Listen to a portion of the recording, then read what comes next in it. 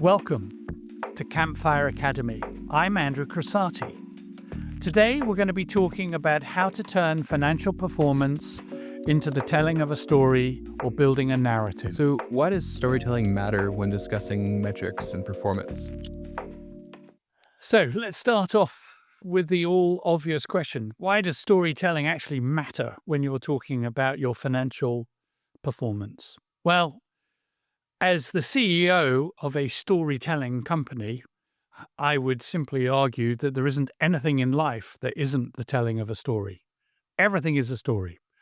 Whether you are building up to propose marriage to your girlfriend, whether you are having an argument with a mate, whatever you are doing, you are telling a story. The composition of what you say has a beginning, a middle, and an end, and it has an objective. You are trying to achieve something, however measurable or quantifiable it might be, when you are making a point. And that extends to talking narratively about the financial performance of your company, large, small, public, or private. So storytelling is everything because it holds the audience and it allows the audience to walk away from that experience with a warm memory or a clear recollection of what they have heard. And as I discuss in other episodes, that recollection is important because it allows the investor to then remain loyal to you and be a fan. So you are now announcing your quarterly results, or you're getting ready to produce your annual report. The truth of the matter is that your business is a story that needs to be told. And every subset of that, whether it is your financial discussion, the development of technology, the building of your customer base, your expansion into China, whatever attribute of your company is in question, there is a story to be told. And you should therefore be thinking about everything that you discuss from the perspective of there is a story here. So when you discuss your financial performance, your profit and loss statement, your balance sheet, if something has improved or worsened, or something has remained constant, or your cash flow has deteriorated, whatever that metric may be, there is a reason for it. And the moment there is a reason, there is a story. And so this is not a suggestion that a discussion on your financial performance is now a 2-hour narrative that you build out sitting by the fireside. There is still efficiency that is required, but intellectually and creatively, this is a story for each item that you are telling. How should executives identify which parts of the financial story are actually worth expanding on? So when you think about this theory that storytelling is everything in sharing your financial results, you want to figure out which are the most important parts of your story that are worthy of storytelling and worthy of an elaboration in your discussion. So, firstly, anything that is obvious doesn't necessarily need to be stated. If your sales have gone up by 10% year on year, then highlight it because it is an accomplishment, but don't necessarily dwell on it.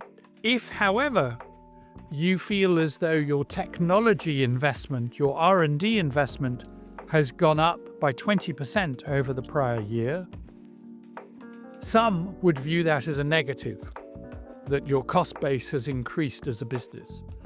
Others, however, may well view it as a positive, because if you tell the story about why you are investing in R&D, you are then enabling the audience to understand that that is an investment in the future, that is an investment that gives you a competitive advantage, and so forth. So understanding which parts of your financial story are worth elaborating is important. Stay away from the obvious. Focus on all the elements that are less obvious or that enhance your storytelling about the future, your prospects, or where there is an important disclosure to be made that maybe is even a negative disclosure, but where you want to contextualize the negative item in your financial results. Context is probably the most important reason why you're going to tell a story around an item in your financial results, because without that context, the audience then is unlikely to appreciate the importance of the point you're making. What techniques help leaders connect financial results to real-world outcomes? When you're building out your storytelling strategy, you want to be thinking about the outcomes that you're looking for with your investor relations. And so you're looking to create a dotted relationship between your storytelling and a real-world outcome to your investor relations. So a real-world outcome to investor relations is that more investors buy your shares. A real-world outcome is that more analysts recommend that you buy their shares or that you hold their shares. A real-world outcome, in brief, is that your share price goes up, which is the ultimate consequence of these types of actions. So, as you think about your storytelling, what you're really trying to do is understand your business objective in building a narrative around your financial results, understand which talking points really lead to meeting your business objectives, and then focusing mainly on those stories that need to be told. What would you say are the biggest mistakes that leaders make when they're trying to add narrative to their financials? If you think about this whole exercise of humanizing your numbers and turning your performance into a story, mistakes can get made. And those mistakes are commonly where leadership is either trying to be defensive, so they're building stories around negative items in their financial results, and they're trying to spin those negative outcomes, and they're doing so unsuccessfully. Another common mistake is that they turn the narrative into a sales pitch. And you don't want your communications to be a sales pitch. You want your communications to feel that it is an honest, appraising, integrity-laden story. And it is through that calm description of the narrative that you actually are creating the impact. So it's as though you're trying to create impact without being impactful. You let the story create the impact for you. So if the story is that it leads to an uplift in your share price, you want that to be as a consequence of the narrative without there being any salesmanship in the narrative. Have you ever seen a company's results stay the same, but the storytelling around them changed investor sentiment?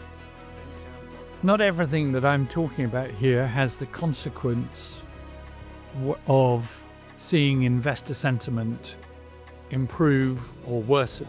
Sometimes there are scenarios where financial results are stagnant or unchanged between one period and another period, but where the narrative around the organization does in fact change investor sentiment.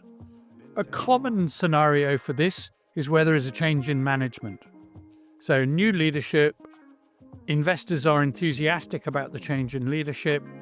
The company's results are unchanged, at least for several quarters, while the leadership's impact on the organization take effect. The same can be said of long-term quoted investment funds, where the quoted investment fund is not really measured on a short-term basis, but rather on a more long-term basis, and where the valuation is commonly seen through the discount between the share price and the net asset value of the fund in question. So these are scenarios where the storytelling around these types of organizations can profoundly change sentiment, but where the performance of the business hasn't necessarily changed in the first instance. How do you ensure that this storytelling remains compliant and factual? Of course, as you're developing stories, there is a risk that you are too creative, too liberal, and you start straying into areas where the lawyers and the bankers get nervous about your narrative. So it is really important that as you develop these um, lines of narrative, that you are at all times staying in touch with your chief financial officer, with your chief legal officer, your outside counsel and advisors, and you're making sure that there is complete buy-in to ensure that you're not violating rules and that you're not getting yourself into legal difficulties. So storytelling is critical, but it has to be done in a completely compliant manner. This has been Campfire Academy, an Audi production. To learn more about how you can capture investor attention and stay top of mind, visit audi.com.